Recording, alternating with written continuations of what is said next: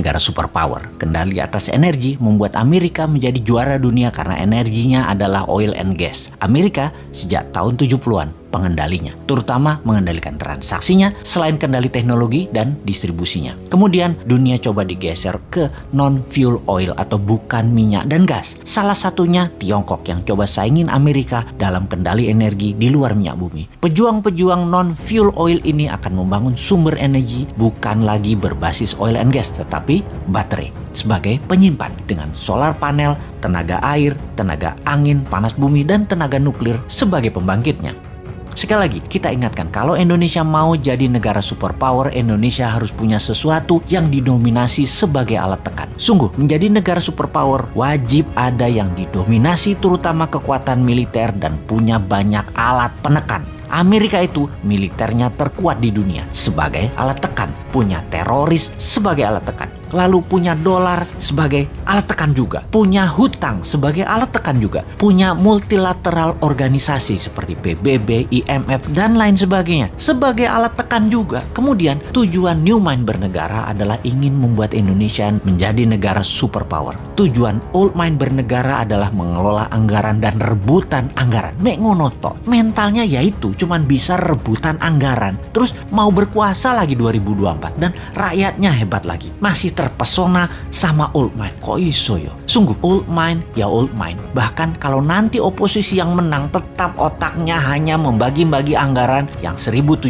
triliun APBN doang. Itu aja yang direbutkan dan fulus itu dibagi-bagi geng Senayan dan geng pejabat kroni mereka nanti. Sekedar mengingat 1.700 triliun setahun anggaran negara atau senilai 130 billion dolar itu sama dengan 500 perusahaan yang ada di Forbes, alias ada 500 perusahaan di dunia ini yang omset per tahunnya atau nilainya lebih dari 130 billion dolar. GE misalnya, omsetnya 250 billion dolar, lebih besar dari APBN Indonesia, dan untuk mengelolanya hanya perlu seorang CEO, bukan presiden. Bahkan tidak harus membelah dua negara, bukan harus membelah kampret, cebong, kadal gurun. Membelah dua bangsa Indonesia itu tidak saling tuduh antar ras, yang satu berbungkus agama, yang satu berbungkus materi jadi takut miskin. Alphabet misalnya, perusahaannya Google, nilainya kalau valuasinya saat ini adalah 600 billion dolar. Tesla itu 300 billion dolar. Apple 1.000 billion dolar atau 8 kali APBN Indonesia. Semuanya jauh di atas APBN Indonesia yang diperebutkan setiap 5 tahunan oleh para politisi yang niatnya katanya untuk rakyat padahal tidak. Makanya kalau Old Mind masih mau jadi pemimpin, paling pol yaitu eker-ekeran APBN. Beda kalau New Mind yang jadi, asli beda. Nggak rebutan APBN, pada rebutan punya proyek bisnis pribadi dan korporasi yang berjalan baik karena mereka nanti bisa dapat pinjaman 5 kali lipat dari nilai aset yang bunganya 0%. Jadi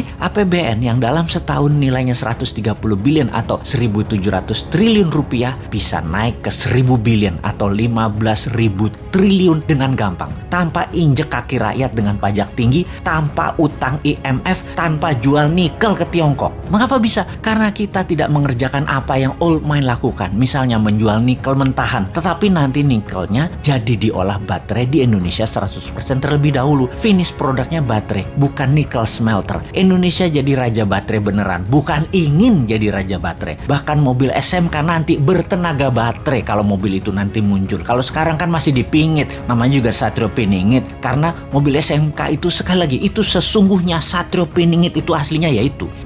Tapi maaf nih ya, kita ada ketakutannya. Apa yang kita takutkan nih kaum New Mind? Yang New Mind takutkan dalam 3 tahun lagi cadangan nikelnya habis dihajar Tiongkok dan kita nggak ada sisa apa-apa. Jadi deh Tiongkok punya cadangan nikel processes untuk 20 tahun ke depan dan jadi raja baterai dunia.